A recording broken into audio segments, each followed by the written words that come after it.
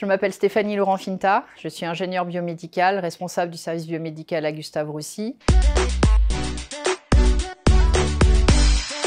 Le service biomédical de Gustave Roussy assure la mise en place des dispositifs médicaux, donc du pousse-seringue à l'accélérateur de particules. C'est très vaste, les équipements biomédicaux dans un établissement de santé.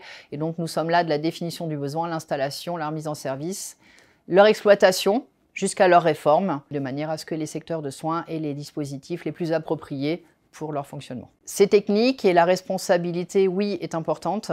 Nous gérons des parcs onéreux, techniques, et qui ont besoin d'être toujours up-to-date pour l'activité de Gustave Roussy. Il y a au niveau des ingénieurs biomédicaux autant d'hommes que de femmes. Je n'ai pas ressenti en arrivant à Gustave Roussy que le fait d'être une femme était un frein. Ça reste un milieu masculin pour tout ce qui est technique. C'est vrai que beaucoup d'intervenants techniques sont des hommes. Il y a de plus en plus de femmes, mais ça reste quand même très masculin.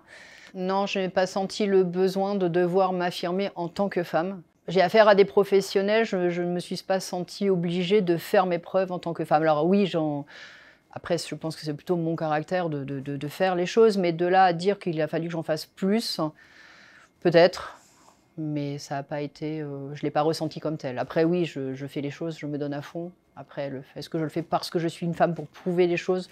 J'en suis pas sûre. J'ai 2 filles de 22 et bientôt 18 ans, donc j'ai pu tout à fait mener en commun mes grossesses, mon travail à Gustave Roussy. J'ai la chance d'avoir un mari qui m'accompagne. C'était un projet de vie que nous avons fait à deux, que nous avons mené à deux, et chacun a pu mener sa carrière et enfin, trouver un équilibre en fait entre vie familiale et carrière. Mes 2 filles sont elles aussi scientifiques, donc une qui fait du génie mécanique, qui terminera bientôt ses études, et la seconde qui va passer son bac scientifique et qui se destine à faire des études scientifiques. Les sciences pour les femmes à l'heure actuelle, ça n'est pas du tout un sujet pour moi.